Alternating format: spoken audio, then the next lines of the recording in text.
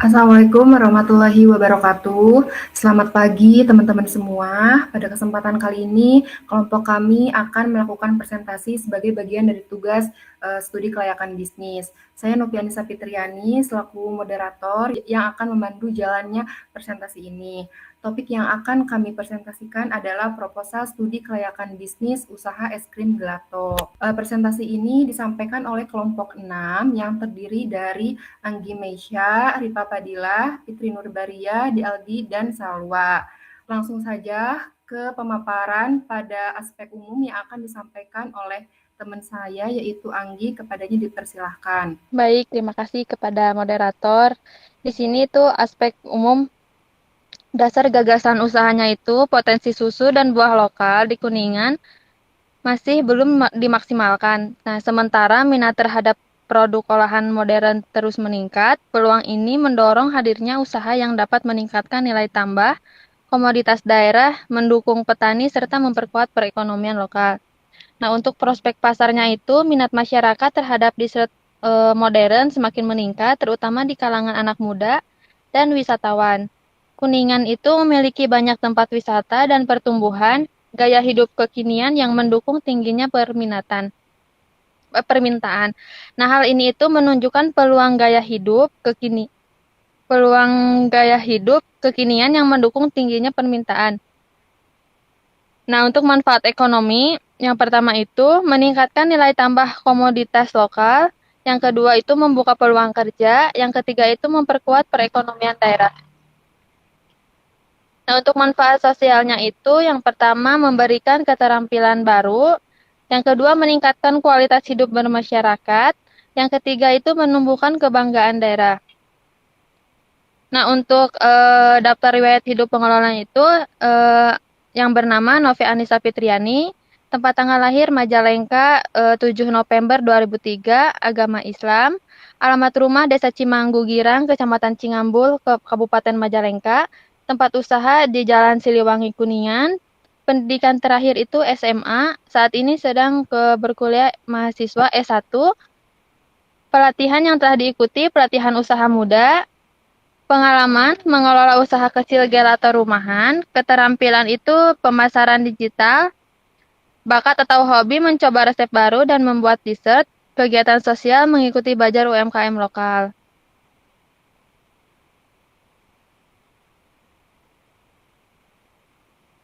Nah, untuk aspek pemasaran, jenis produk yang dipasarkan itu gelato ice cream. Untuk wilayah pemasaran itu mencakup daerah Kabupaten Kuningan. Untuk sasaran pembeli itu usia 15 sampai 34 tahun, jumlah konsumennya itu sebanyak 2.600 orang dan jumlah kebutuhan per bulannya itu 10.400 unit. Untuk total kebutuhan per tahun 124.800 unit. Untuk proyeksi permintaan selama 5 tahun mendatang, tahun 2026 itu sebanyak 124.800 unit. Untuk 2027, 133.536 unit. Untuk 2028 itu 142.884 unit. 2029, 152.885 unit. Untuk 2030, 163.587 unit. Nah, untuk eh, penawaran atau pesaing jumlah produk sejenis itu nama produsennya itu Kedai Jajan 88, itu mereka memproduksi 8.500 unit per tahun. Untuk Eternite itu 8.360 unit. Untuk terminal Le itu 8.720 unit. Jadi totalnya itu 25.580 unit.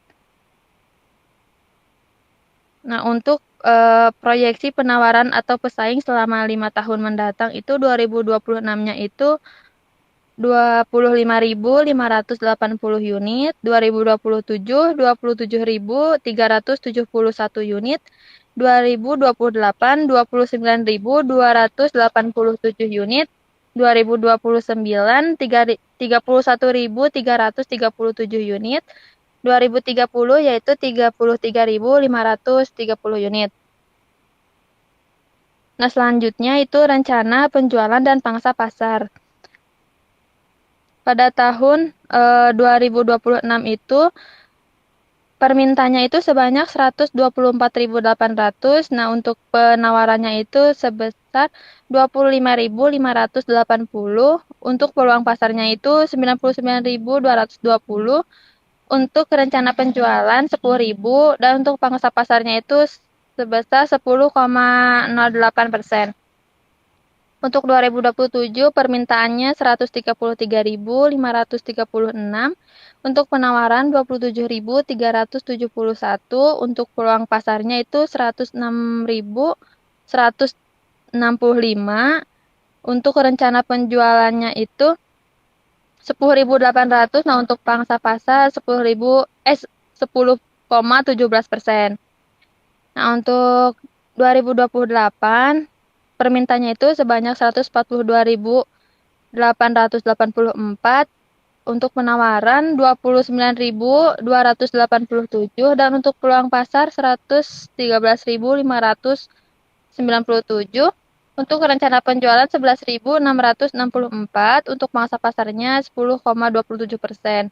Untuk 2029 yaitu permintaannya sebanyak 152.885, penawarannya itu 31.337 dan untuk peluang pasar 549, rencana penjualannya itu 12.597 dan untuk pangsa pasar 10,36%.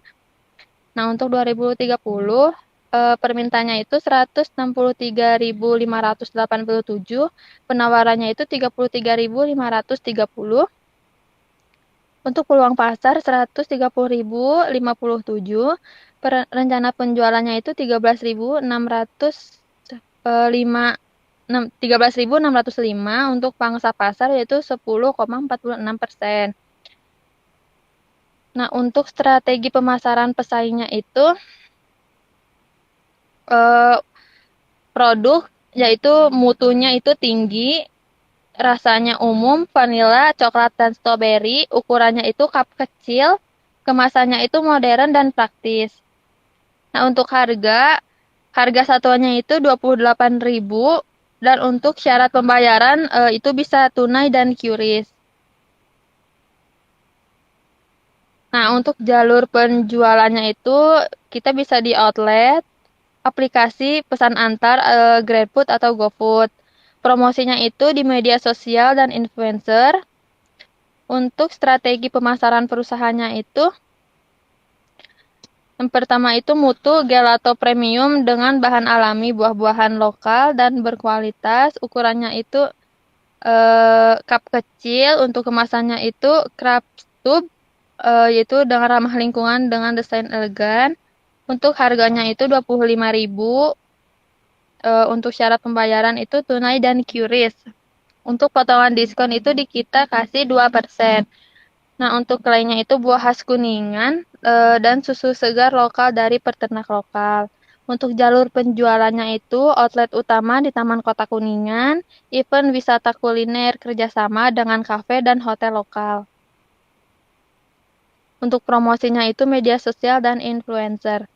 Nah, analisis pesaing, yang pertama itu harga di kita itu 25.000, sedangkan di kedai jajan itu 28.000 dan di Eternite 27.000. Diskon di outlet kita 2%, sedangkan di outlet kedai jajan dan Eternite itu 0%, tidak ada diskon. Nah, untuk bentuk pembayaran itu sama-sama tunai dan QRIS. Untuk promosinya itu sama-sama di kita media sosial dan influencer, terus di kedai jajan juga media sosial dan influencer, dan di Ethernet itu media sosial saja.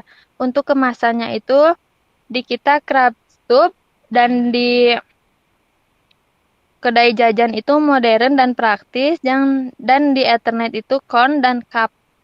Nah, untuk kualitas produk di kita itu gelato premium dengan bahan buah-buahan alami, buah-buahan lokal dan berkualitas, sedangkan Di kedai jajan pun sama, dan di Eternate itu rasanya umum, coklat, strawberry, dan coklat. Terus untuk higienisnya itu di kita itu tinggi karena area produksi tertutup dengan alat stainless dan sterilisasi rutin dengan pengemasan skillet, salad cup, higienis dan menggunakan sarung tangan, masker, dan penutup kepala. Untuk di kedai jajan 88 itu cukup dengan area produksi terbuka dekat area pengunjung dengan peralatan yang masih manual dan pengemasan dengan cup plastik tanpa tutup.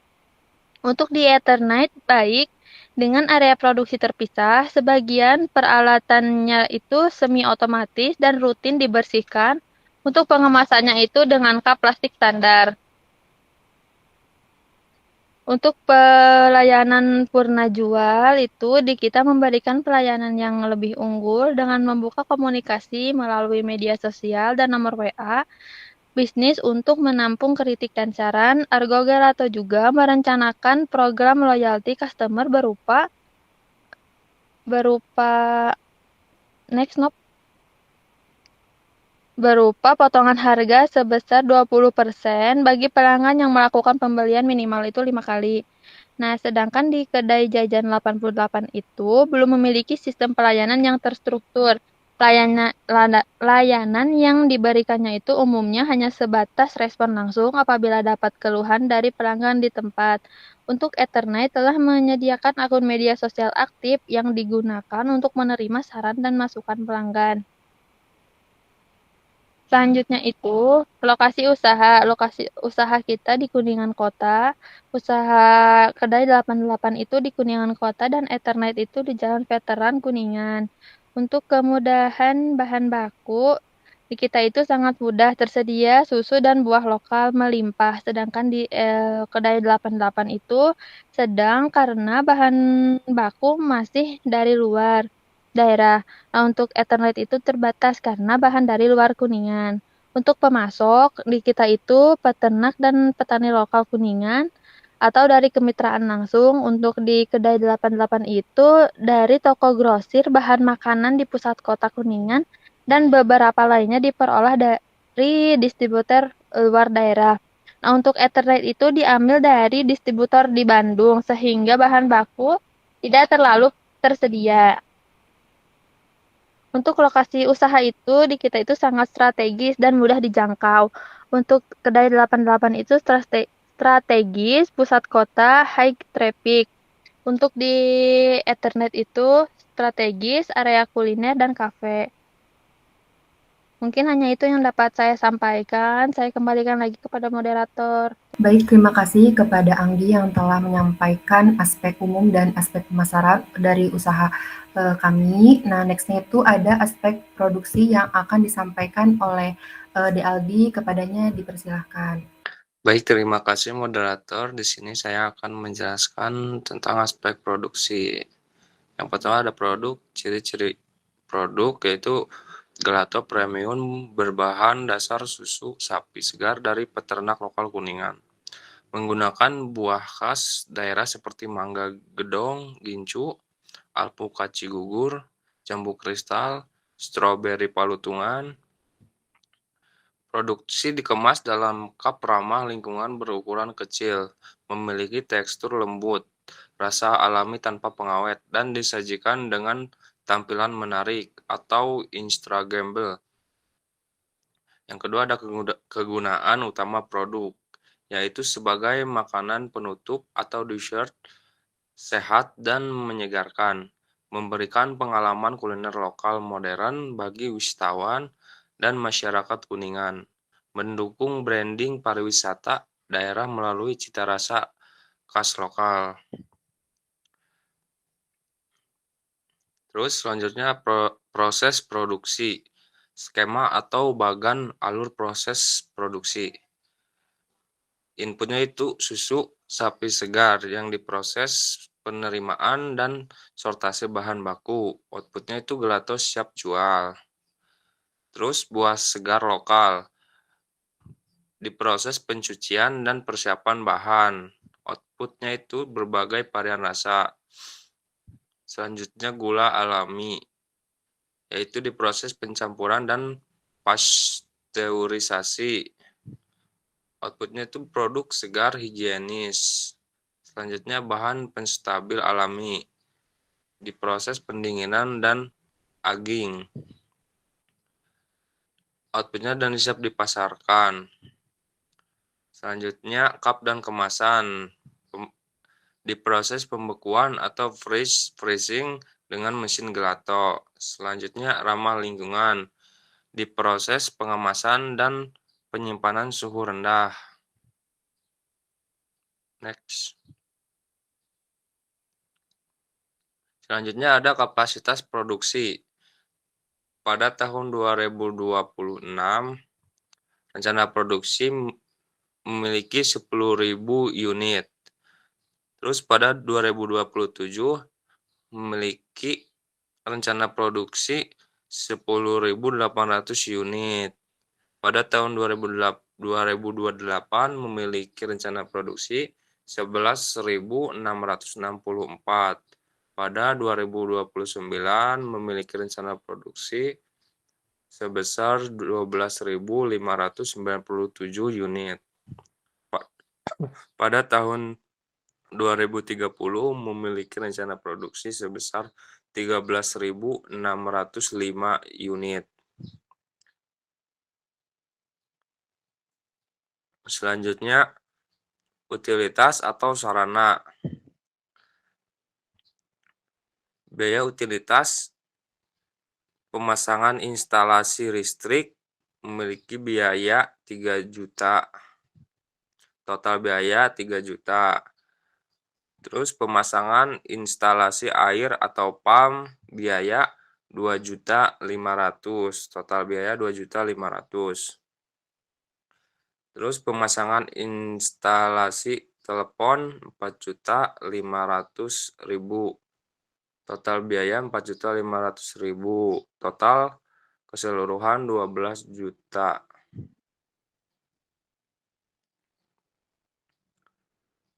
Selanjutnya mesin dan peralatan.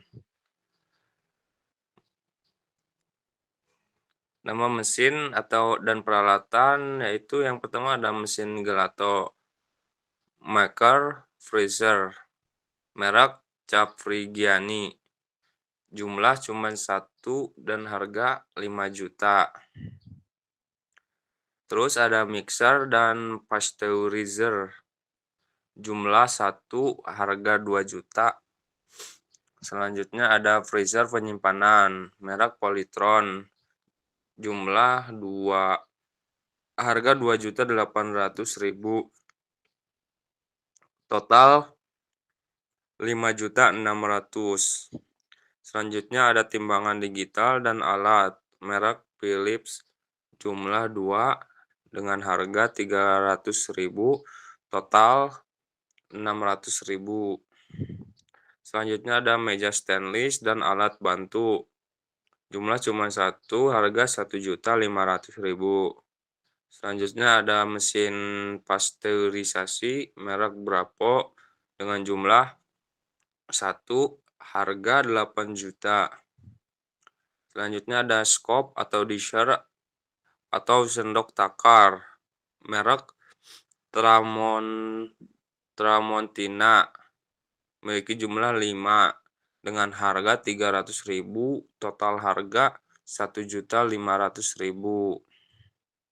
Selanjutnya ada spatula atau paleta gelato merek Surya, jumlah 12 dengan harga 200.000. Total keseluruhan 2.400.000. Selanjutnya ada AC merek Sharp, memiliki jumlah 2 dengan harga 2 juta. Total harga jadi 4 juta ribu. Selanjutnya ada blender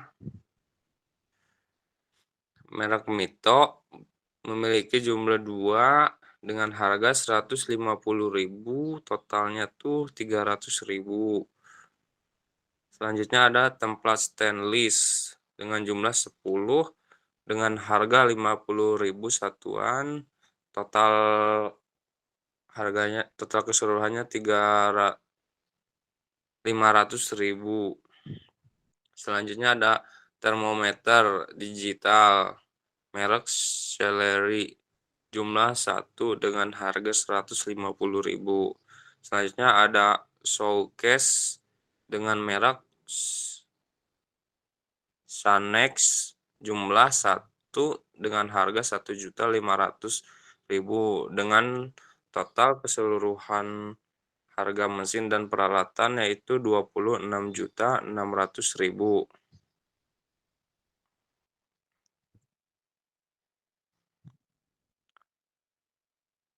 Selanjutnya ada kendaraan. Jenis kendaraan yaitu mobil food truck merek Mitsubishi dengan jumlah 1 dengan harga 50 juta. Selanjutnya ada bahan baku dan bahan pembantu.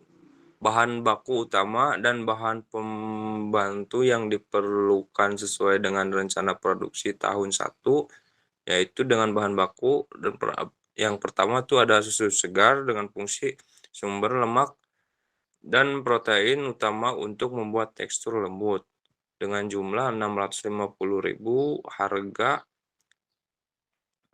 12.000 dengan total keseluruhan harga jadi 7.800.000. Terus ada krim atau whipping cream. Itu untuk menambah kelembutan dan rasa creamy. Jumlahnya tuh 150 dengan harga satuan 60.000 dengan total keseluruhan 9 juta. Selanjutnya gula pasir. Untuk pemanis alami jumlahnya tuh 150 dengan harga satuannya tuh 18.000. Jadi harganya tuh totalnya 2.700.000. Selanjutnya ada stabilizer untuk menjaga tekstur agar dengan jumlah 5 dengan harga 250.000 dengan total keseluruhan 1.250.000. Selanjutnya susu bubuk full cream untuk menambah dengan jumlah 50 dengan harga 80.000 dengan total keseluruhannya itu 4 juta. Selanjutnya buah segar khas Kuningan untuk memberikan rasa dan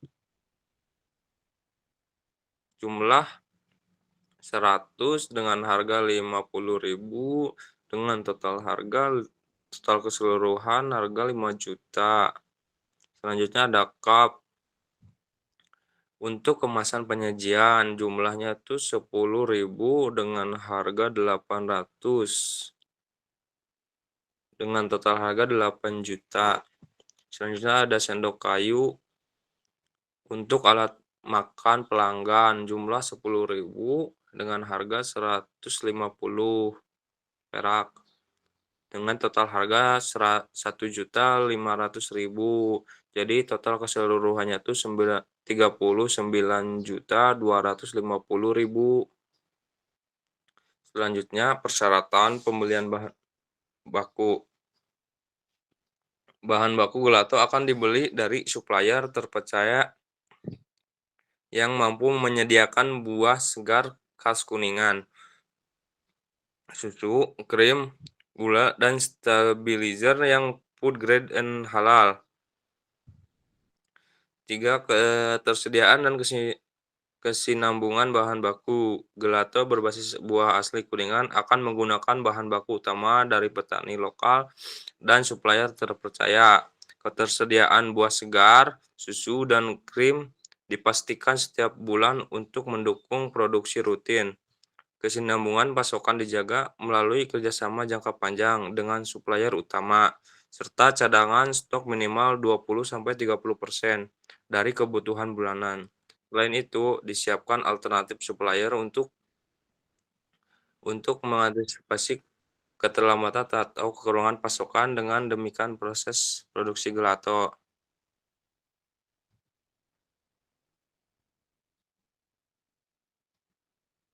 Selanjutnya, tenaga kerja langsung. Jadi sistem harian, jenis kegiatan yang pertama pembuatan gelato atau chef. Tarif per hari itu 50.000, jumlah TK-nya itu 2, jumlah hari kerja per tahun tuh 265, total jadi 26.500.000. Terus ada kasir, tarif per hari 70.000, jumlah tenaga kerja 1, jumlah hari kerja per tahun 265, total jadi 18.550.000. Jadi total keseluruhannya tuh 45.050.000.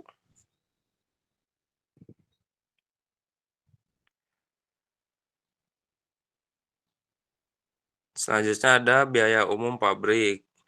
Biaya untuk menunjang kegiatan produksi. Jenis biaya umum pabrik.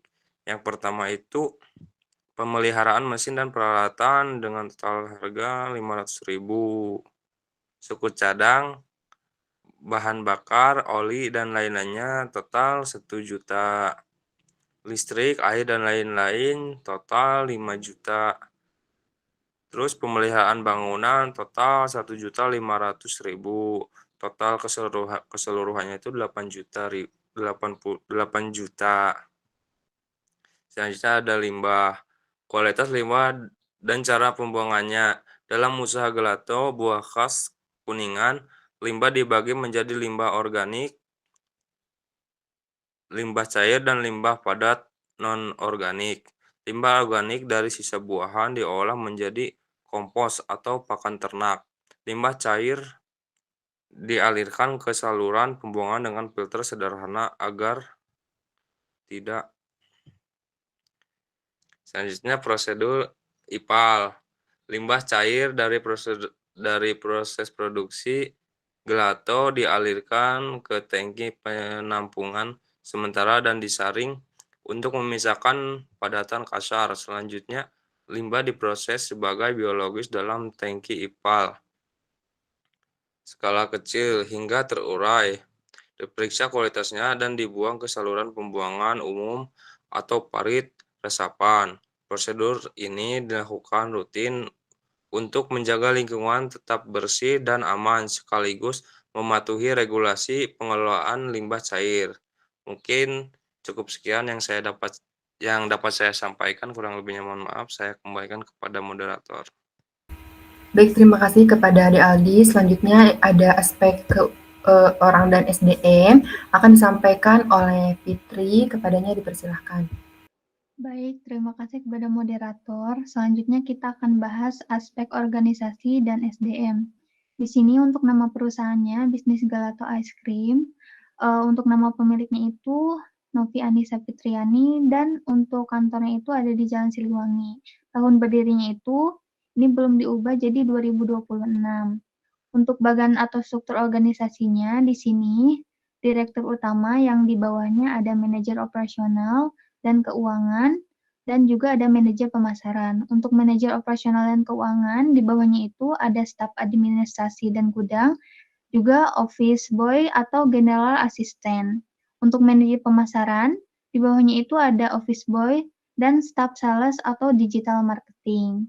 Untuk uraian jabatannya di sini, untuk direktur, yaitu untuk mengelola arah bisnis, menentukan strategi, pengawasan keuangan, dan operasional.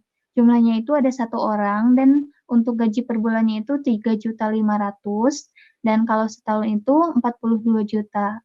Untuk manajer di sini yaitu untuk mengatur operasional harian, kontrol kualitas, jadwal karyawan, stok bahan baku, dan laporan bulanan. Di sini ada 1 orang, dan untuk gaji per bulannya itu 3 juta.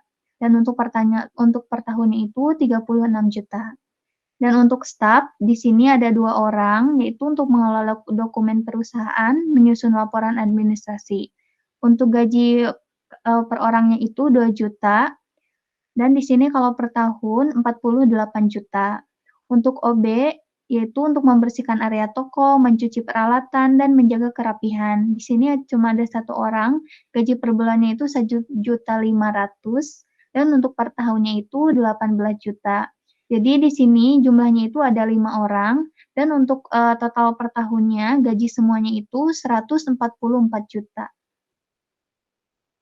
Di sini untuk perizinannya kita sudah untuk perizinannya di sini ada izin prinsip atau dari instansi teknis. Untuk biayanya itu 1.500.000. Untuk keterangannya, untuk memastikan legalitas awal proyek, konfirmasi kesesuaian teknis dan tata ruang, meminimalisir risiko penolakan pada tahap akhir. Selanjutnya itu, untuk SITU atau Surat Izin Tempat Usaha, di sini biayanya itu Rp200.000. Untuk legalitas lokasi usaha, menjamin kepatuhan terhadap regulasi wilayah, dan memberikan kapasitas hukum atas penggunaan lahan untuk bisnis. Dan kita ada akte pendirian. Di sini biayanya itu Rp2.500.000 untuk landasan formal pembentukan badan hukum perusahaan, PT atau SIPI, menetapkan struktur kepemilikan dan tanggung jawab yang jelas atau mandatory untuk legalitas.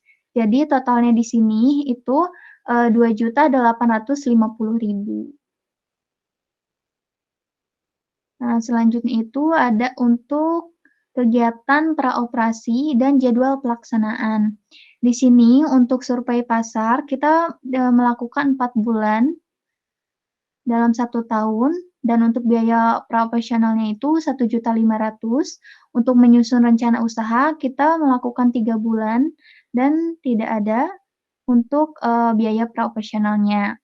Untuk mengurus perizinan di sini kita melakukan pada bulan ke-5 dan ke-6 sebesar Rp2.000.000 untuk biayanya.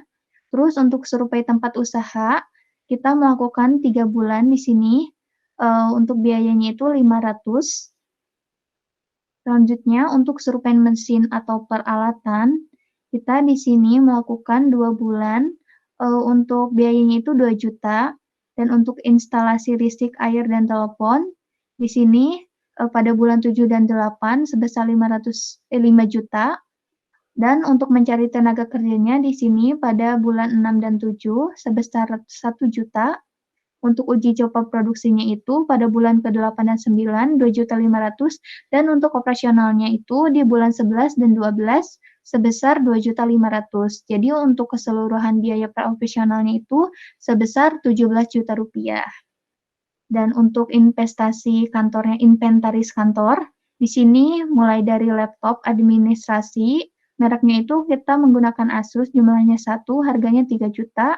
Untuk printer dan scanner, menggunakan Canon, harganya 1 dan 700.000.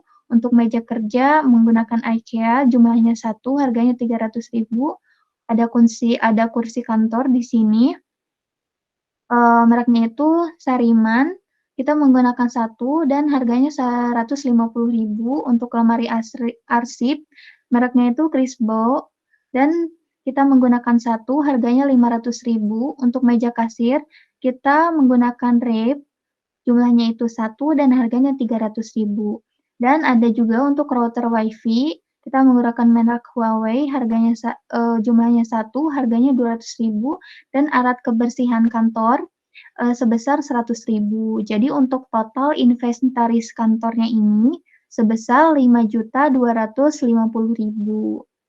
Dan terakhir di sini ada perlengkapan kantor.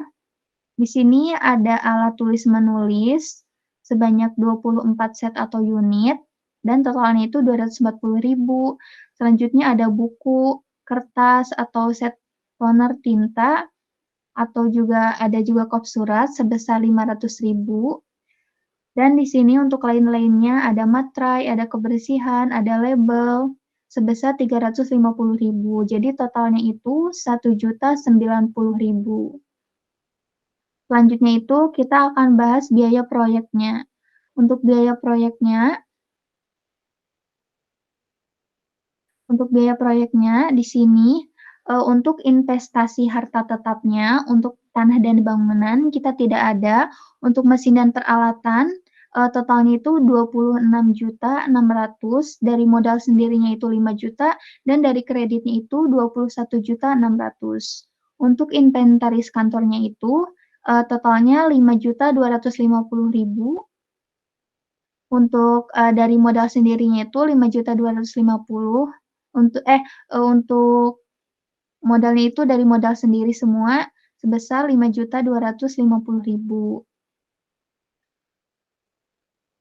Untuk kendaraannya itu 50 juta dan kita menggunakan kredit 50 juta. Jadi untuk total harta tetapnya itu 81.850.000. Dan dari modal sendirinya itu 10.250.000, untuk kreditnya itu 71.600.000. Di sini untuk investasi operasinya itu mulai dari survei pasar, menyusun rencana, mengurus perizinan, survei tempat usaha, survei mesin, instalasi listrik, menjaga tenaga kerja, uji coba. Boleh ke bawah lagi. Untuk operasional, kita menggunakan modal sendiri yang total operasinya itu untuk per operasi 17 juta. Nah, jadi untuk investasinya itu sebesar 98.850.000. Dari modal sendirinya itu 27.250.000 dan dari kreditnya itu 71.600.000. Nah, di sini untuk ada modal kerja. Untuk biaya pokok produksi, bahan baku dan pembantu 39.250.000, upah tenaga produksi 45.050.000, biaya umum pabrik yaitu 8 juta, jadi total biaya pokok produksinya itu 92.300.000. Terus di sini ada biaya usaha, mulai dari direktur, manajer, staf, OB, biaya pemasaran, suplai kantor, sewa, dan lain-lain, termasuk limbah, totalnya itu Rp147.090.500. Jadi untuk total biaya operasinya itu Rp239.390.500. Nah, jadi untuk total biaya proyeknya itu, totalnya itu Rp47.878.100, dan dari modal sendirinya itu Rp47.878.100. Untuk total biaya proyeknya itu, untuk secara keseluruhan itu Rp146.728.100, dan menggunakan modal sendirinya itu sebesar Rp75.128.100, dan dari kreditnya itu Rp71.600.000. Jadi untuk persentasenya itu totalnya itu 100%, dari modal sendirinya itu 51%, dan dari kreditnya itu sebesar 49%. Jadi itu untuk biaya produksi. Selanjutnya saya kembalikan ke moderator. Baik, terima kasih kepada Fitri yang telah menyampaikan aspek orang dan SDM dan biaya proyeksi. Nah, selanjutnya di sini saya akan menyampaikan proyeksi laba rugi usaha es krim gelato untuk periode 5 tahun ke depan. Nah, berdasarkan tabel yang ditampilkan, rencana produksi pada tahun pertama sebanyak 10.000 set dan mengalami peningkatan setiap tahun hingga mencapai 14.641 set pada tahun kelima. Seiring dengan peningkatan produksi tersebut, nilai penjualan juga terus meningkat, dimulai dari 250 juta pada tahun pertama hingga mencapai 366.025.000 pada tahun kelima. Selanjutnya, dari sisi biaya produksi, biaya yang dikeluarkan meliputi biaya bahan baku dan pembantu, upah tenaga produksi, serta biaya umum pabrik. Total biaya pokok produksi mengalami kenaikan setiap tahun menyesuaikan dengan peningkatan volume produksi. Dari selisih antara penjualan dan biaya pokok produksi diperoleh laba kotor yang terus meningkat. yaitu dari sekitar 157 juta pada tahun pertama menjadi lebih dari 230 juta pada tahun kelima. Hal ini menunjukkan bahwa usaha gelato memiliki potensi keuntungan yang cukup baik dari sisi operasional produksinya. Nah, kemudian dari biaya usahanya terdapat beberapa komponen seperti gaji pimpinan, manajer, staf, biaya administrasi, pemasaran, ATK, serta biaya lain-lain. Total biaya usaha relatif stabil setiap tahunnya, yaitu sekitar 149 juta, termasuk penyusutan dan amortisasi. Setelah dikurangi total biaya usaha, diperoleh laba usaha yang menunjukkan tren peningkatan signifikan dari tahun ke tahun. Selanjutnya, setelah memperhitungkan bunga dan pajak, usaha ini menghasilkan laba setelah pajak yang terus meningkat, mulai dari sekitar 3,9 juta pada tahun pertama hingga mencapai kurang lebih 69,6 juta pada tahun kelima. Terakhir, berdasarkan nilai BEP atau break even point, persentase BEP terus menurun dari 94% di tahun pertama menjadi 65% di tahun kelima, yang berarti tingkat risiko usaha semakin kecil dan usaha semakin efisien serta layak untuk dijalankan. Berdasarkan hasil proyeksi laba usaha es krim gelato selama 5 tahun, dapat disimpulkan bahwa usaha ini layak untuk dijalankan secara finansial. Hal ini terlihat dari peningkatan penjualan dan laba usaha setiap tahunnya, seiring dengan bertambahnya kapasitas produksi. Meskipun biaya pokok produksi dan biaya usaha mengalami kenaikan, peningkatan pendapatan mampu menutupi biaya tersebut, sehingga usaha tetap menghasilkan laba bersih yang positif dan terus meningkat hingga tahun kelima.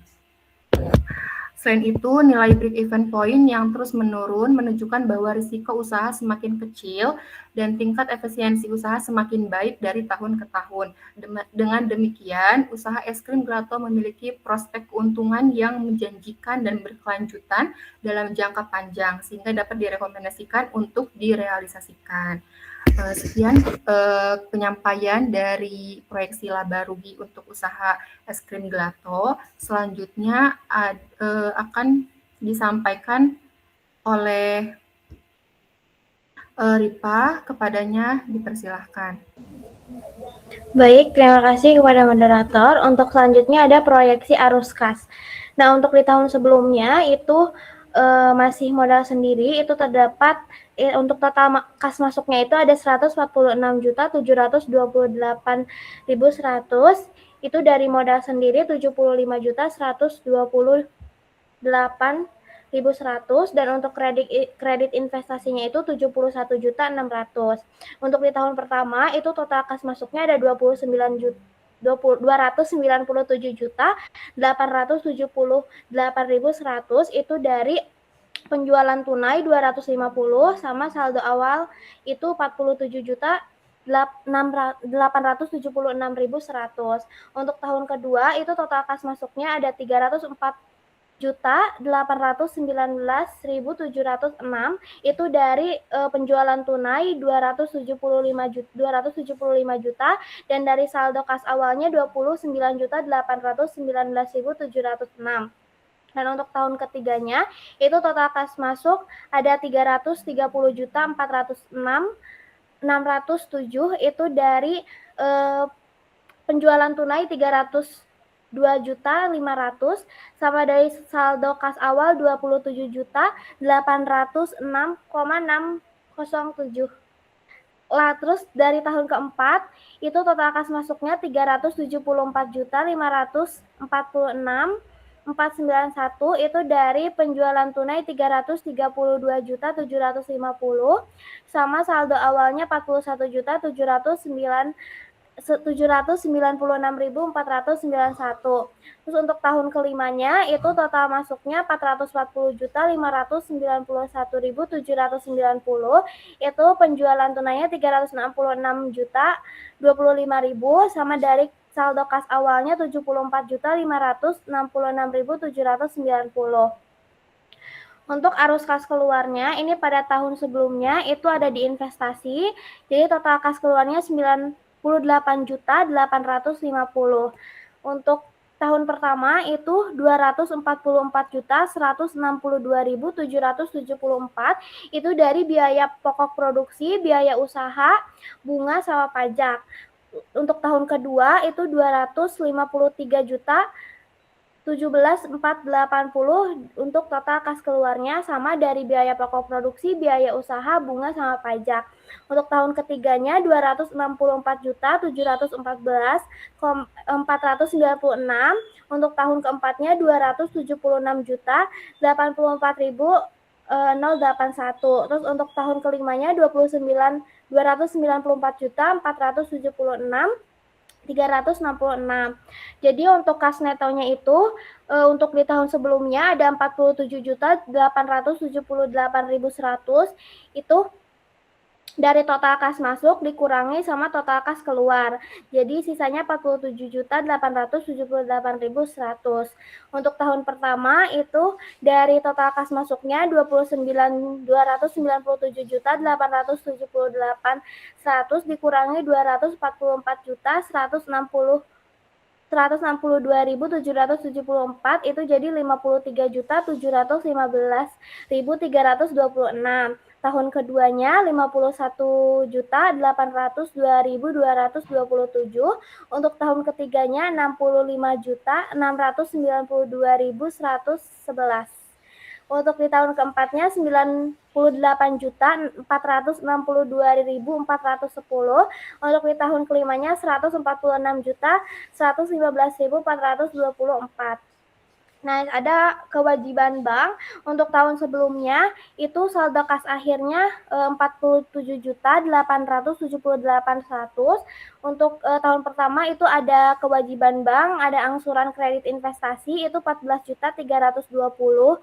Terus ada angsuran modal kerjanya 3.575.620. Jadi total kewajiban banknya ada 23.895.620. Jadi untuk di tahun pertama saldo akhir kasnya dikurangi dengan yang tadi kewajiban bank itu, jadi sisa 29.819.706.000. Untuk tahun keduanya 27.906.607. Terus untuk tahun ketiganya 41.796.491. Untuk tahun keempatnya 74.556.790. Untuk tahun kelimanya 122.219.804. Jadi untuk kas masuk penjualan tunai tahun pertama itu tadi udah dari atas ya 250 juta. Total kas masuknya sama 250 juta dikurangi total kas keluarnya 244.162.774 dikurangi kas netonya itu jadi 5.837.226. Untuk tahun keduanya itu 21.982.520. Tahun ketiganya 37.785.504.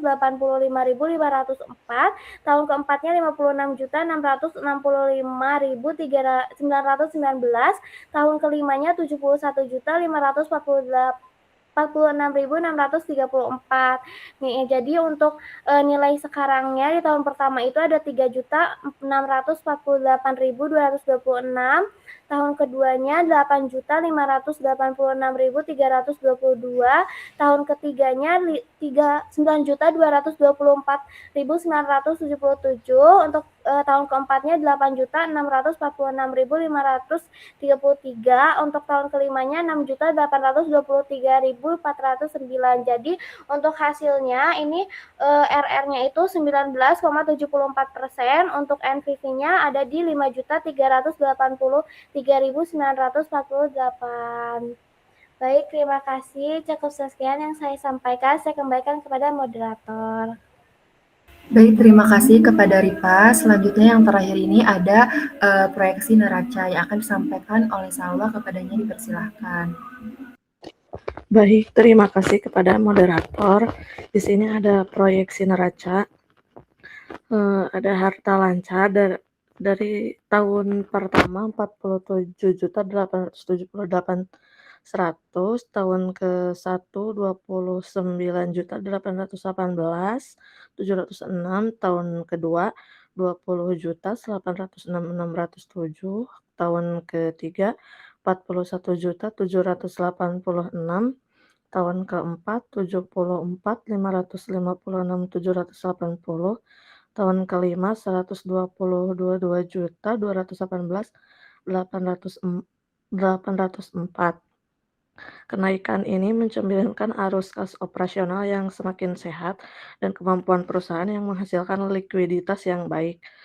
Untuk harta tetapnya, tanah tidak ada, untuk yang kedua bangunan tidak ada, dan yang ketiga mesin peralatan dari tahun pertama sampai tahun kelima 26,6 juta, dan yang keempat investasi dari tahun pertama sampai kelima 5,25 juta, dan yang kelima kendaraan dari tahun pertama sampai kelima 50 juta. Total harta tetap konstan sebesar 81,8 juta, namun nilai buku menurun setiap tahun akibat adanya penyusutan. Terus ada investasi praoperasi,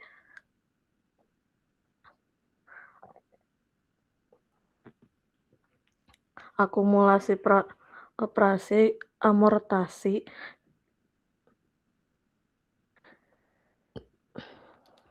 dari tahun pertama sampai kelima 17 juta.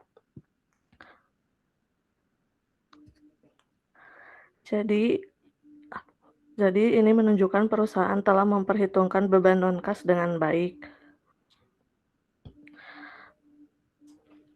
Terus hutang dan modal, hutang lancarnya tidak ada, dan yang kedua kredit modal kerjanya yang menilainya meningkat hingga tahun keempat lalu menurun di tahun kelima.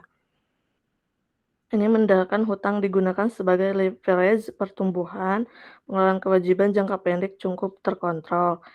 Yang kedua hutang jangka panjang, kredit investasinya dari tahun pertama 71 juta genep ratus, yang tahun kedua 57.280, yang ketiga 42.960, yang ketiga 28.640, yang keempat 14.320, dan tahun kelima tidak ada. Terus hutang jangka panjang tahun pertama 71 juta genep ratus, tahun kedua 57.280, tahun ketiga 42.960, tahun keempat 28.640, tahun kelima 14.320. Hal ini menunjukkan mengelola kewajiban jangka panjang dan mengurangi risiko finansial secara bertahap. Terus yang ketiga modal. Yang pertama modal sendiri tahun pertama sampai tahun kelima 75.128.100, laba periode lalunya tahun ketiga 78.032.688, jadi total modalnya 70, yang tahun pertama 75.128, yang kedua 174.268, yang ketiga 174.280.280 yang keempat 285.181 genep 34, yang ke tahun keempat 415.015, dan yang terakhir 559.797.110. Ini menunjukkan akumulasi laba yang sangat kuat dan kontribusi besar dari kinerja operasional. Terus ada ROI laba total yang tahun kedua 3,1%, yang ketiga 10,1%, yang ke 12,6%, dan yang terakhir 13,6%. Baik, terima kasih. Saya kembalikan lagi ke moderator. Baik teman-teman, presentasi dari kelompok kami telah selesai. Jadi berdasarkan hasil analisis pada aspek pasar, teknis, dan keuangan dapat disimpulkan bahwa usaha es krim gelato layak untuk dijalankan. Permintaan pasar yang cukup baik, serta strategi pemasaran yang sesuai menjadi peluang bagi pengembangan usaha ini. Kemudian dari sisi operasional, proses produksi dan ketersediaan bahan baku mendukung keberlangsungan usaha. Selain itu, hasil analisis keuangan menunjukkan bahwa usaha ini mampu memberikan keuntungan sehingga dapat direkomendasikan untuk direalisasikan dan dikembangkan ke depannya. Sekian presentasi dari kelompok kami, kurang lebihnya kami mohon maaf. Saya tutup. Wassalamualaikum warahmatullahi wabarakatuh.